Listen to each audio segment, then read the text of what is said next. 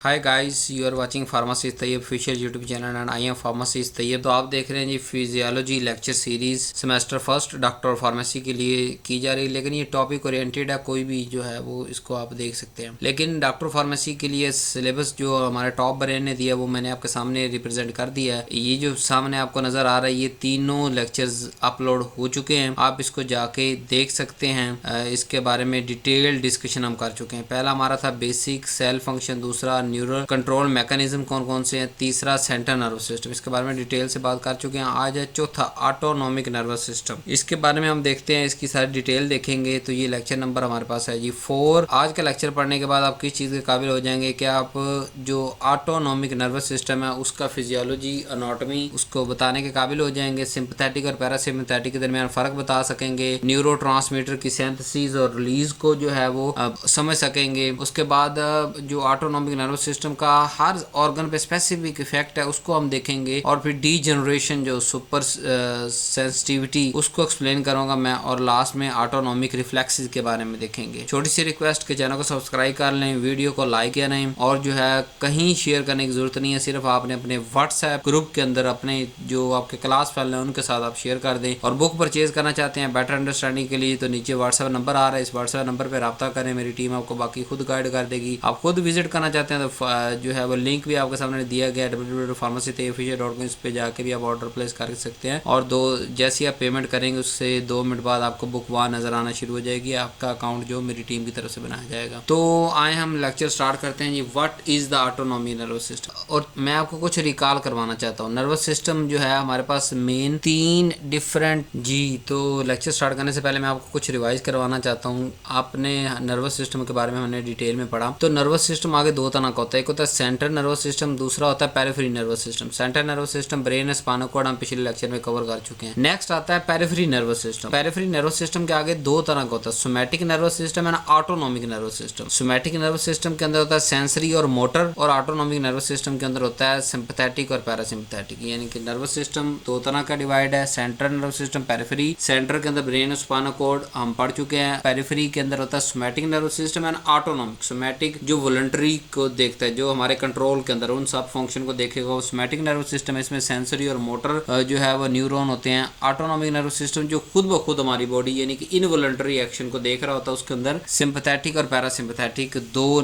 Nervous system होते हैं autonomic के अंदर। तो ऑटोनॉमिक नर्वस सिस्टम ये पार्ट है सेंट्रल नर्वस सिस्टम का जो कि कंट्रोल करता है इनवॉलंटरी एक्शन। अब इनवॉलंटरी कौन से जो हमारे कंट्रोल में नहीं है? Number 1 heart rate, blood pressure, digestion, respiration, granular secretion. ये खुद ब खुद जो है वो नर्वस सिस्टम ने डिसाइड करना होता है, और खुद ब खुद जो है किसी चीज की मिकदार को कम या ज्यादा वो करता चला जा रहा है। इसके आगे सब डिवीजन की अगर हम बात करें तो सिंपैथेटिक नर्वस सिस्टम और पैरासिम्पैथेटिक है। सादा और आम जबान में याद रखने के लिए सिंपैथेटिक होता है फाइट एंड फ्लाइट के लिए, यानी इमरजेंसी कंडीशन के लिए, और पैरासिम्पैथेटिक जो है वो रेस्ट एंड डाइजेशन के अंदर हमारा पैरासिम्पैथेटिक जो है वो सिस्टम चल रहा होता है। तो इन दोनों बेसिक डिफरेंस को आपने याद रखना है, फिर आगे हम डिटेल से इसको देखेंगे। अब अगर हम बात करें, जैसे कि सबसे पहला पॉइंट हमारे पास था कि फिजियोलॉजिकल एनाटॉमी आपको पता होनी चाहिए ऑटोनॉमिक नर्वस सिस्टम की। तो ऑटोनॉमिक नर्वस सिस्टम कंसिस्ट होता है 2 न्यूरोनल चेन पे, एक होता है प्री गैंग्लियोनिक न्यूरॉन, एक होता है पोस्ट गैंग्लियोनिक न्यूरॉन। गैंग्लियन हम पढ़ के आ चुके हैं, उससे जो पहले होगा न्यूरॉन उसको कहते हैं प्री गैंग्लियोनिक, और जो बाद में होगा उसको कहते हैं पोस्ट गैंग्लियोनिक। अब होता क्या है कि जो सीएनएस ऑर्डर देता है वो जाता है गैंग्लियन, यानी पहले प्री गैंग्लियन, फिर गैंग्लियन, फिर पोस्ट गैंग्लियन, और फिर टारगेट ऑर्गन तक वो जो है वो पैगाम मैसेज सीएनएस का पहुंच जाता है। ये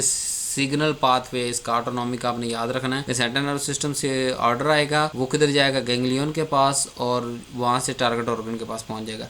अब पेरी गैंग्लियोनिक न्यूरॉन को जरा और कैरेक्टरिस्टिक देखें कि ये सेंट्रल नर्वस सिस्टम से निकल रहे होते हैं। मोस्टली ये एसिटाइलकोलिन को रिलीज करवाते हैं, और ऑटोनॉमिक्स गैंग्लियन के साथ सिनैप्स बना रहे होते हैं। सिनैप्स मैंने आपको कहा था ना, एक न्यूरॉन और दूसरे न्यूरॉन के दरमियान के अंदर जो खाली जगह होती है उसको कहते हैं सिनैप्स। तो एक तरफ से क्या हमारे पास है कि प्री गैंग्लियोनिक आ रहा है, और वो ऑटोनॉमिक गैंग्लियन के साथ सिनैप्स बना रहा है। अब वहाँ रिसेप्टर कौन से मौजूद हैं? अगर प्री गैंग्लियोनिक की बात करें करें जो कि एसिटाइलकोलिन रिलीज करता है, वहाँ निकोटिनिक रिसेप्टर मौजूद हैं जी। पोस्ट गैंग्लियोनिक की बात करें तो ये गैंग्लियन से ओरिजिन होता है और आगे इफेक्टर ऑर्गन तक जा रहा होता है, जिस ऑर्गन तक हमने पैगाम पहुंचाना है उसके साथ साइनेप्स बना रहा होता है। और जो न्यूरोट्रांसमीटर रिलीज हो रहे होते हैं सिंपथेटिक के लिए ऑल ओवर द जो काम हो रहा होता है वो नोरेपिनेफ्रिन के साथ हो रहा होता है, पैरासिम्पथेटिक का जो है वो एसिटाइलकोलिन के साथ एज ए न्यूरोट्रांसमीटर जो है वो रिलीज हो रही होती है और पैगाम पहुंच रहा होता है। अब अगर हम सिंपथेटिक नर्वस सिस्टम की ऑर्गेनाइजेशन की बात करें तो सिंपथेटिक नर्वस सिस्टम बड़ा हाईली ऑर्गेनाइज्ड है। ऑटोनॉमिकल अरेंजमेंट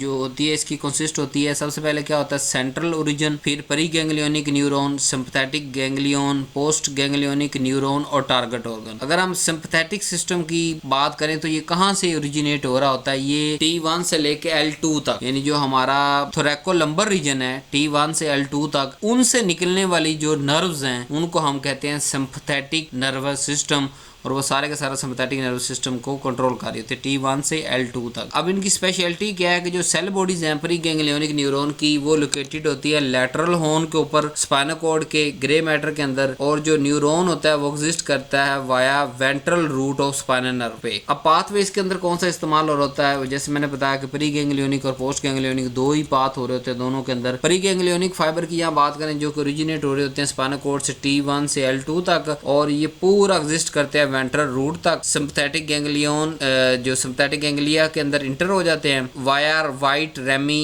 कम्युनिकेंट्स, और ये थोड़े से छोटे फाइबर होते हैं। ये जो रिलीज करते हैं न्यूरोट्रांसमीटर वो कहाँ पे जाता है, पोस्ट गैंग्लियोनिक न्यूरॉन के लिए होता है with in ganglia. Post ganglionic जो फाइबर होते हैं वो ओरिजिनेट हो रहे होते हैं सिंपैथेटिक गैंग्लिया से, जहाँ सिंपैथेटिक गैंग्लिया खत्म हो रहा है वहां से जो फाइबर निकल रहा है उसको हम कहते हैं पोस्ट गैंग्लियोनिक। और जो ये जो है वो बड़े लंबे चौड़े होते हैं और टारगेट ऑर्गन तक पहुंचे हुए होते हैं। अब कहाँ कहाँ जाते हैं, जैसे हार्ट तक जा रहा है, ब्लड वेसल तक जा रहा है, स्वेट ग्लैंड तक जा रहा है, लंग्स तक जा रहा है, डाइजेस्टिव ऑर्गन्स तक पहुंच रहे हैं। अगर सिंपैथेटिक गैंग्लिया की बात करें तो जो सिंपैथेटिक गैंग्लिया है वो क्लस्टर होता है neuro cell body outside the central nervous system, और दो तरह का होता है पैरावर्टिब्रल गैंग्लिया और प्रीवर्टिब्रल गैंग्लिया। पैरावर्टिब्रल गैंग्लिया की अगर बात करें तो इसको हम सिंपैथेटिक चेन या सिंपैथेटिक ट्रंक भी कहते हैं। ये जो गैंग्लियाज होते हैं ये वर्टिब्रा कॉलम के साथ पैरेलल रन कर रहे होते हैं और सर्विकल से लेके सैक्रल रीजन तक फैले हुए होते हैं, और एक चेन लाइक स्ट्रक्चर इन्होंने बनाई होती है। अब ये परी गैंग्लियोनिक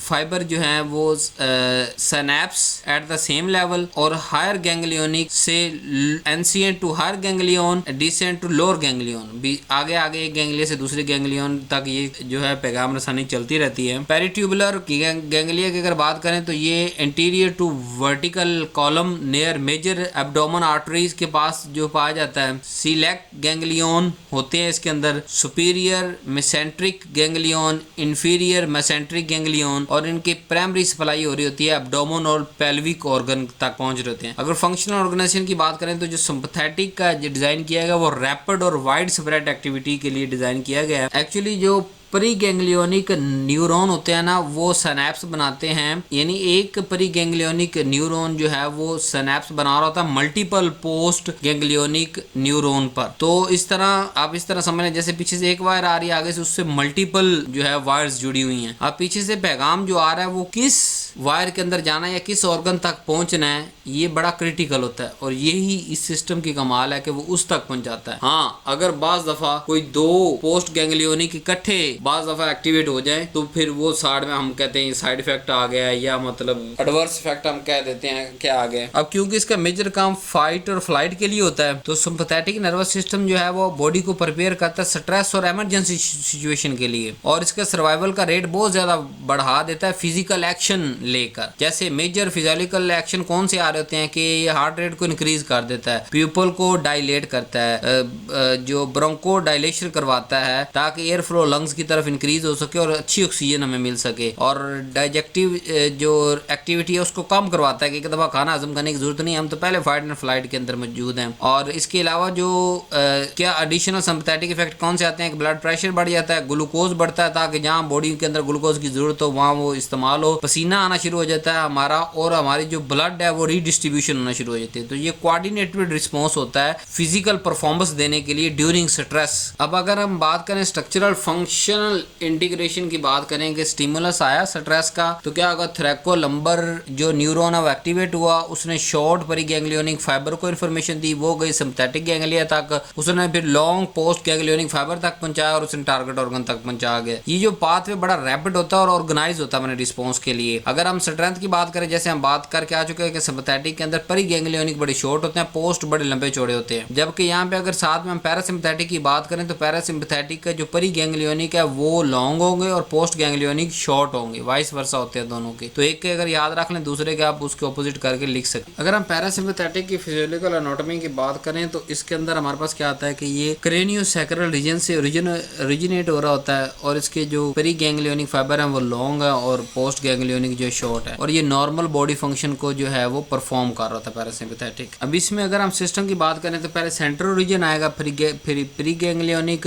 न्यूरॉन आएगा, फिर टर्मिनल यानी गैंग्लिया आएगा, फिर पोस्ट गैंग्लियोनिक, फिर टारगेट ऑर्गन तक जो है वो पहुंचेंगे। ओवरऑल होता क्या है कि सिंपैथेटिक के अंदर जो प्रीगैंग्लियोनिक वो छोटा होता है और गैंग्लिया वहाँ पे जो है वो बिल्कुल पास ही मौजूद होता है, और पोस्ट गैंग्लियोनिक बड़ा लंबा होता है, टारगेट टिश्यू तक जा रहा होता है। जबकि पैरासिम्पैथेटिक का प्रीगैंग्लियोनिक बड़ा लंबा होता है और गैंग्लिया जो है वो टारगेट टिश्यू के पास मौजूद होता है और वहां से फिर पोस्ट गैंग्लियोनिक बड़ा छोटा होता है। तो अगर इसकी बात करें क्रेनियल ओरिजिन की, तो ये प्री गैंग्लियोनिक जो अराइज हो रहे होते हैं स्पेसिफिक क्रेनियल नर्व के अंदर, वो क्रेनियल नर्व 3 है, 7 है, 9 है, 10 है, और जो है वो सेकुलर ओरिजिन की अगर बात करें तो S2 और S4 से ओरिजिनेट हो रहा होता है। ओवरऑल अगर इसकी फंक्शनल ऑर्गेनाइजेशन पढ़ें कि किस तरह जो है पैरासिम्पैथेटिक हमारे काम का है कि ये टारगेटेड एक्टिवेशन करता है, हर चीज जाग नहीं चला देता, और एनर्जी को कंजर्व करता है और होमोस्टेसिस को मेंटेन रखता है। जैसे इसके अंदर जनरल फंक्शन की हम बात करें, रेस्ट एंड डाइजेशन, और मेजर जो फिजियोलॉजिकल इफेक्ट आते हैं इसके अंदर वो हमारे पास है कि हार्ट रेट को डिक्रीज करता है,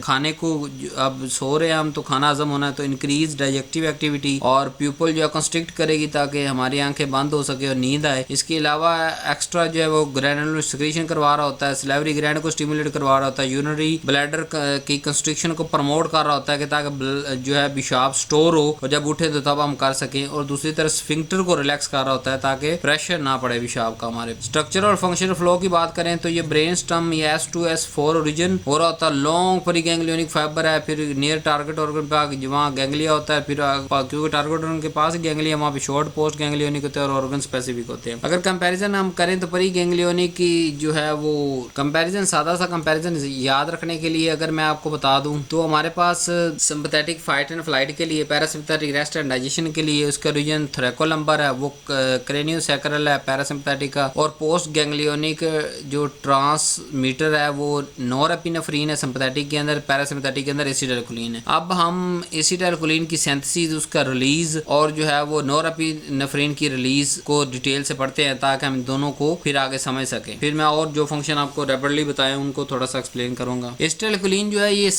one of the most important neurotransmitter nervous system के अंदर फंडामेंटल, इसका ऑटोनॉमिक रेगुलेशन, न्यूरोमस्कुलर ट्रांसमिशन और बहुत सारे सेंट्रल नर्वस सिस्टम के अंदर भी प्रोसेस ये कर रहा होता है। फिजियोलॉजिकली जो एसिटाइलकोलिन की सिग्नलिंग हो रही होती है, पहले ये सिंथेसाइज होता है, फिर स्टोर होगा, फिर रिलीज होता है, फिर रिसेप्टर के साथ इंटरेक्ट करता है और फिर अल्टीमेटली इसकी टर्मिनेशन यानी इसका ब्रेकडाउन हो रहा होता है। तो सिंथेसिस को जरा डिटेल के साथ देखते हैं कि एसिटाइलकोलिन कैसे सिंथेसाइज हो रहा होता है प्री सिनेप्टिक नर्व टर्मिनल के ऊपर। जो दो कंपोनेंट रिक्वायर होते हैं एसिटाइलकोलिन के लिए वो है एक कोलिन और दूसरा एसिटाइल कोए, ये दो कंबाइन होकर साइटोप्लाज्म के अंदर नर्व टर्मिनल के पास एसिटाइल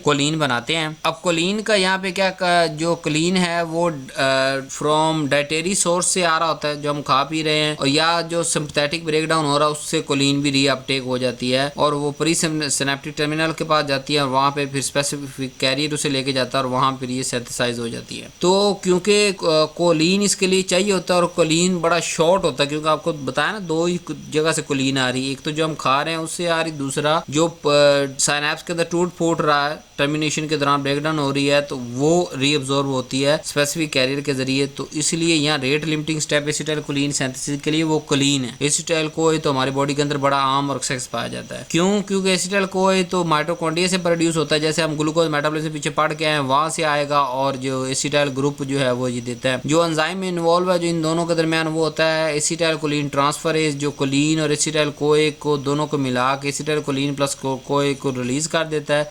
प्री सिनेप्टिक टर्मिनल के पास ये चीज हो रही होती है और फिर सिंथेसिस के बाद इसको स्टोर कर ले जाता है। सिंथेसिस के बाद एसिटाइलकोलिन क्या होती है, वो ट्रांसपोर्ट हो जाती है जी सिनेप्टिक वेसिकल के अंदर और स्टोर हो जाती है कंसंट्रेटेड फॉर्म के अंदर। अब जब ट्रांसपोर्ट होती है वेसिकल इनटू द वेसिकल, वो एक वेस्कुलर ट्रांसपोर्टर के थ्रू मीडिएटेड हो रहा होता है। ये जो सारी ट्रांसपोर्टेशन हो रही होती है वेसिकल के अंदर क्यों स्टोर हो रही है, ताकि एसिटाइलकोलिन प्रोटेक्ट रह सके और जब इसकी चाहिए स्टिमुलेशन आए इसके रैपिड रिलीज हो सके। वेसिकल के अंदर स्टोर क्यों करते हैं, ताकि ये डिग्रेडेशन से बच सके और फिर जब हमें स्टिमुलेशन आए तो फिर रैपिड रिलीज हो, ताकि इकट्ठा एसिटाइलकोलिन रिलीज हो। इसलिए एक वेसिकल के अंदर तकरीबन 1000 ऑफ एसिटाइलकोलिन मॉलिक्यूल मौजूद होता है। अब रिलीज मैकेनिज्म क्या होता है, रिलीज मैकेनिज्म थोड़ा सा इसका देख लेते हैं कि बना तो हमने लिया, अब इसको रिलीज कैसे होना एसिटाइलकोलिन ने। पहले एक्शन पोटेंशियल आएगा, वहां पे एक्शन पोटेंशियल देखना तो पिछले लेक्चर के अंदर डिटेल से बता चुका हूँ। एक्शन पोटेंशियल जैसे रीच होगा परिसिनेप्टिक टर्मिनल के ऊपर तो क्या होगा कि मेम्ब्रेन डीपोलराइज होगी और कैल्शियम इनफ्लक्स हो जाएगा। जैसे डीपोलराइजेशन ओपन होगी voltage gated calcium channel open होंगे और कैल्शियम जो है वो टर्मिनल के अंदर इंटर हो जाएगा और वहाँ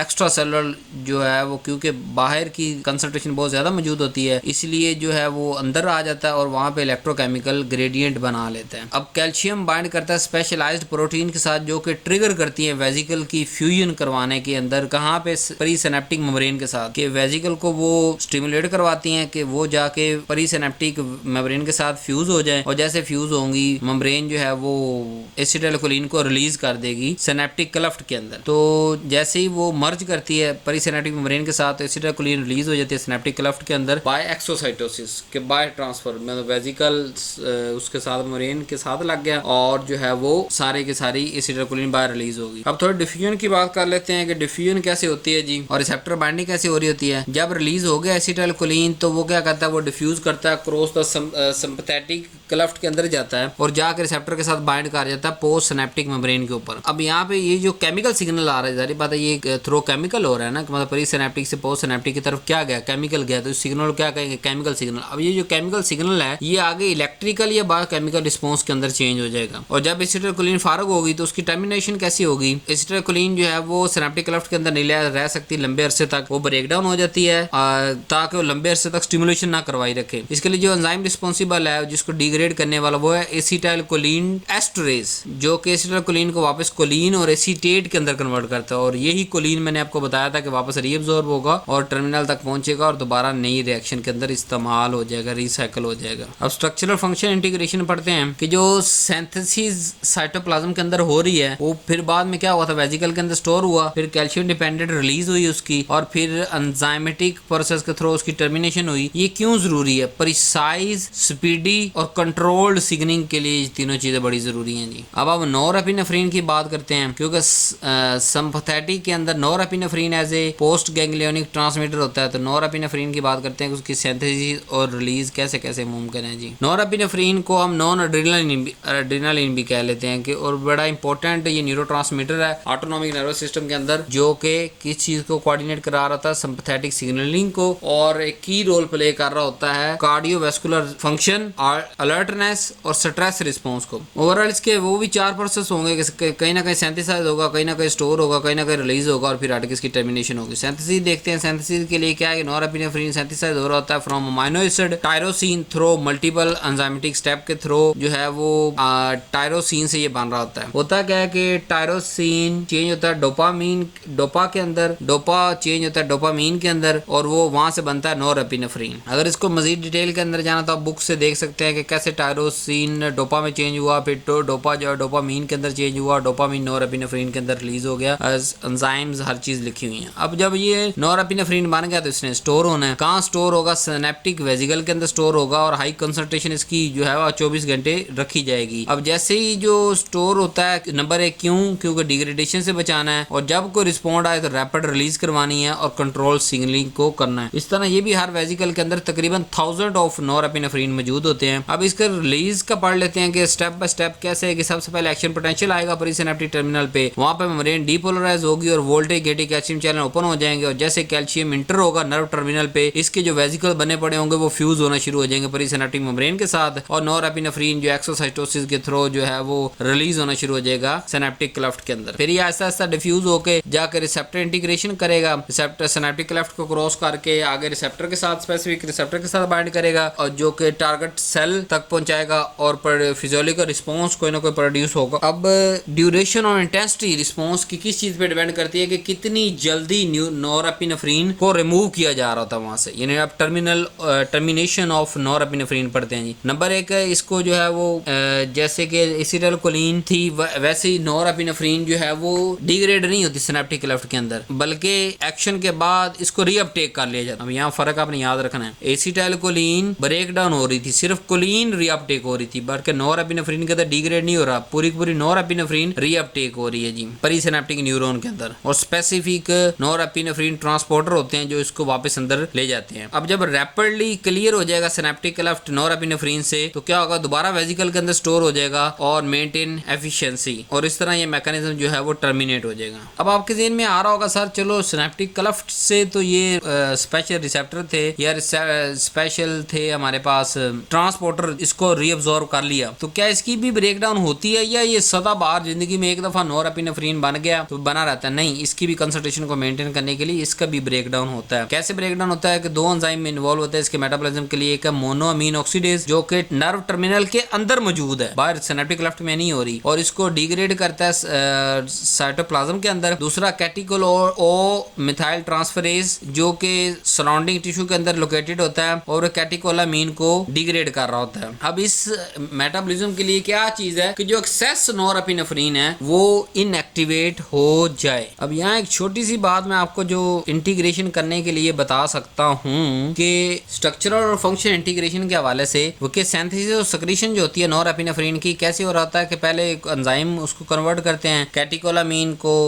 ये साइटोप्लाज्म और वेसिकल के अंदर, और tight coupling of electrical activity to chemical release और फिर रिसाइकलिंग मैकेनिज्म जो है वो इसका चल रहा होता है। अगर हम बात करें इंटीग्रेटेड साइकिल की तो टायरोसिन रीअपटेक होता है, एंजाइम इसको कन्वर्ट करता है डोपा के अंदर, डोपा फिर डोपामीन बनेगा, डोपामीन से नॉरएपिनेफ्रिन वो वेसिकल के अंदर स्टोर होगा, कैल्शियम डिपेंडेंट रिलीज जो है उसकी बुनियाद पर रिलीज हो रहा होगा, रिसेप्टर के साथ इंटरेक्ट करेगा और ये एज इट इज जो है रीअपटेक हो जाएगा और अंदर आके इसका होगा। सिर्फ वो नॉरएपिनेफ्रिन अंदर आके क्यों होता है कि ताकि बहुत ज्यादा एक्सेस अमाउंट के अंदर हमारे पास स्टोर ना हो जाए। अब अगर हम ऑर्गन वाइज इसकी बात कर लें कि कौन कौन से रिसेप्टर इन्वॉल्व होते हैं, अगर सिंपैथेटिक की बात करें तो दो रिसेप्टर आपके माइंड के अंदर आने चाहिए, एक है अल्फा रिसेप्टर, दूसरा बीटा रिसेप्टर। पैरासिम्पैथेटिक के अंदर होता है मस्करीन रिसेप्टर। यहाँ पे स्लाइड पे आपको थोड़ा सा रिकॉल करवाया जा रहा है कि सिंपैथेटिक सिस्टम जो मैं पहले आपको पढ़ा के आ चुका हूँ, हार्ट पे क्या करेगा, ये हार्ट रेट इंक्रीज करेगा। सिंपैथेटिक हमारे पास क्या होता है, इमरजेंसी के लिए तैयार करना है, हार्ट रेट इंक्रीज, ब्रोंकोडाइलेशन ताकि सांस ज्यादा से ज्यादा आए और ऑक्सीजन ज्यादा से ज्यादा मिले, आई प्यूपल डायलाइट करेंगी, थोड़ा सा घूरना भी होता है ना सामने वाले को, प्यूपल डायलाइट कर जाएगी। और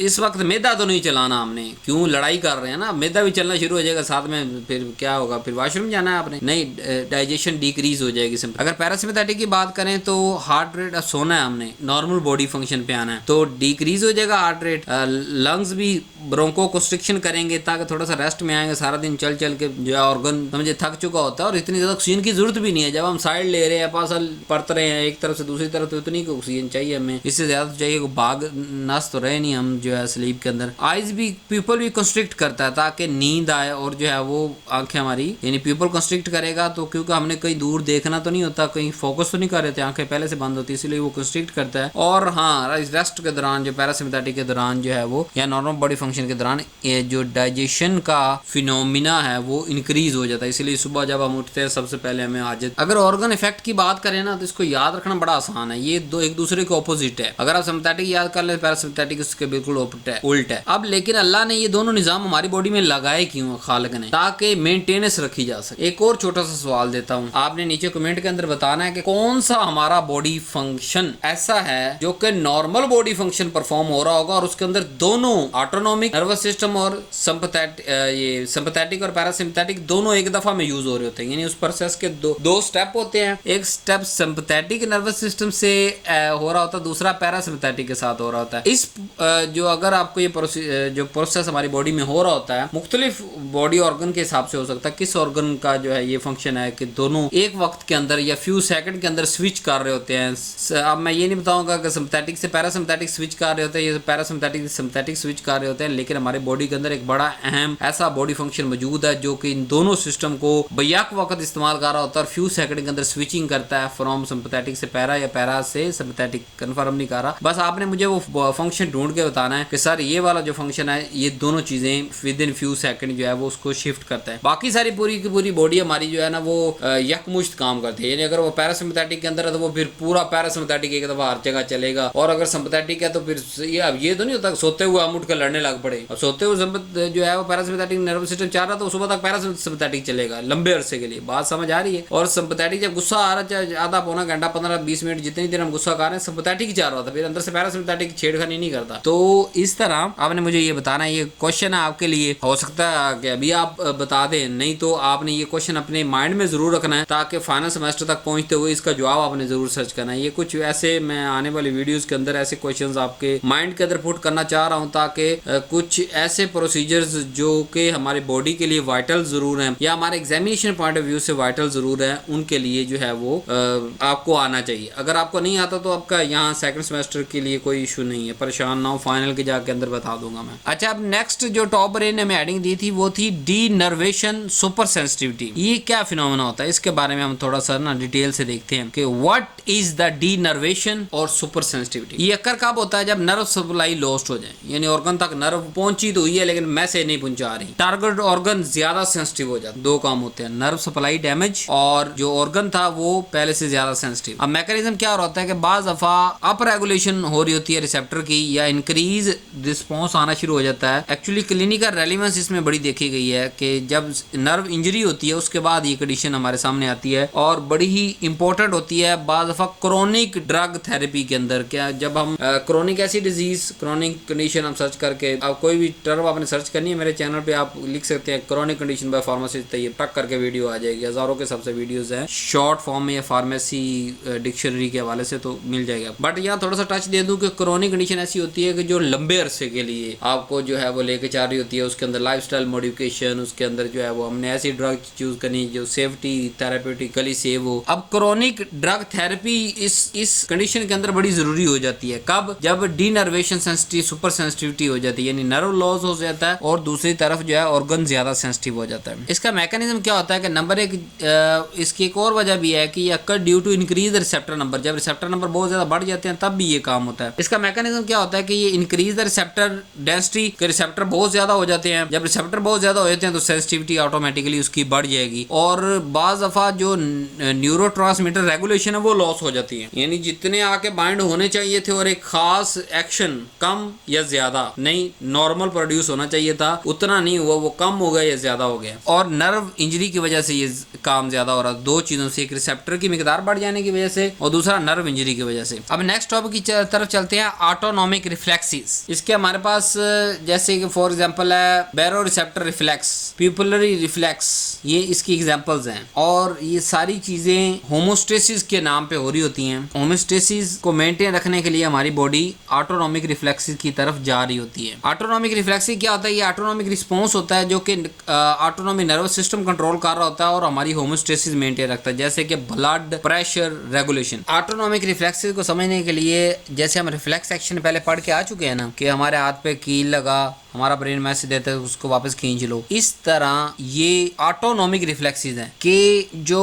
ऑटोनॉमिक नर्वस सिस्टम है ये खुद से रिफ्लेक्सेस चला रहा होता है। जैसे ब्लड प्रेशर को मेंटेन करना है इसने बैरो रिसेप्टर्स को यूज करता है, ठीक है। अब इसको डिटेल से देखते हैं कि इसके कौन कौन से कंपोनेंट होते हैं। समझ गया? रिफ्लेक्स एक्शन था जिसमें हम भी इन्वॉल्व हो रहे थे, वॉलंटरी एक्शन के लिए हम अपना हाथ पीछे खींच रहे थे। ऑटोनॉमिक रिफ्लेक्सेस कि हमारा बॉडी खुद किसी न किसी इंडिकेशन की बुनियाद पे वो रिएक्शन खुद प्रोड्यूस करवा रहा है। कंपोनेंट कौन से? रिसेप्टर है, सेंसरी न्यूरॉन है, सेंट्रल नर्वस सिस्टम है, मोटर न्यूरॉन और इफेक्टर है। जैसे कि बैरो रिसेप्टर रिफ्लेक्स आपको पढ़ते हैं आपको ज्यादा अच्छा समझ आएगा। क्या ब्लड प्रेशर को रेगुलेट करने के लिए बैरो रिसेप्टर रिफ्लेक्स होता है कि अगर हम इंक्रीज करना है ब्लड प्रेशर का, अगर हमारा ब्लड प्रेशर इंक्रीज हो रहा होता है तो बैरो रिसेप्टर रिफ्लेक्स क्या करता है? हार्ट रेट कम करते हैं। तो जैसे ही हार्ट रेट कम होगी क्या होगा? ब्लड प्रेशर भी कम होना शुरू हो जाएगा। अगर हमारा ब्लड प्रेशर कम हो रहा होता है तो बैरो रिसेप्टर जो रिफ्लेक्स है ऑटोमेटिकली ऑटोनॉमिक नर्वस सिस्टम के थ्रू ये इसको इंक्रीज कर रहा होता है हार्ट रेट को। तो क्या क्या होता है, हमारा ब्लड प्रेशर इंक्रीज होना शुरू हो जाता है। समझ रहे हैं इस बात को, दोनों चीजों को कोऑर्डिनेट करके पढ़ना कोई नई चीज नहीं है। रिफ्लेक्स एक्शन के अंदर हम इन्वॉल्व हैं, वॉलंटरी एक्शन के लिए, और इनवॉलंटरी जो बॉडी खुद ब खुद सारा काम कर रही है उसके अंदर रिफ्लेक्स भी ऑटोनोमस है कि बॉडी खुद जो है ब्लड को, जैसे मैंने मिसाल दी, ब्लड प्रेशर को कंट्रोल करना है, अगर हाई हो रहा है तो उसको हार्ट रेट कम कर देगा ऑटोमेटिकली रिफ्लेक्स के थ्रू। पूरा निजाम जो receptor, sensory neuron, central motor effect, heart rate कम हो जाएगा, क्या हो जाएगा, ब्लड प्रेशर कम होना शुरू हो जाएगा। अगर ब्लड प्रेशर कम है तो हार्ट रेट ये बढ़ा देगा, जैसे हमने हाथ पीछे खींचा। इस तरह ये ऑटोनॉमिक रिफ्लेक्स एक्शन के थ्रू हार्ट रेट बढ़ाएगा और बीपी जो है हमारा बढ़ना शुरू हो जाएगा। अब इसकी क्लिनिकल इंपॉर्टेंस क्यों है? Number 1, autonomic nervous system hypertension के अंदर इन्वॉल्व होता है, अस्थमा के अंदर, हार्ट डिजीज के अंदर, डाइजेस्टिव डिसऑर्डर्स, और बाद हम ड्रग ऐसी टारगेट कर रहे होते हैं जो ऑटोनॉमिक रिसेप्टर्स पे जाके लग रही है। तो जब हमें ये ऑटोनॉमिक रिफ्लेक्सेस का पता होगा तो ही हम जो है वो इनको यूज कर सकेंगे। अगर ओवरऑल हम बात करें ऑटोनॉमिक नर्वस सिस्टम की, तो ये सारा ऑटोनॉमिक नर्वस सिस्टम जो है हमारे इनवॉलंटरी एक्शन को कंट्रोल कर रहा है, ब्लड को, सांस को, हार्ट को। तो जो ड्रग हम देंगे वो भी हम मोस्ट ऑफ टाइम ऐसी देंगे जो इन ऑटोनॉमिक रिसेप्टर पे जाके बाइंड करके वो चीज कम या ज्यादा करवा रही होगी। ठीक है, फार्माकोलॉजिकल इंपॉर्टेंस की अगर बात करें ऑटोनॉमिक नर्वस सिस्टम की एज ए होल, तो कुछ ड्रग ऐसी यूज करते हैं जो बीटा ब्लॉकर पे एक्ट करती है, कुछ अल्फा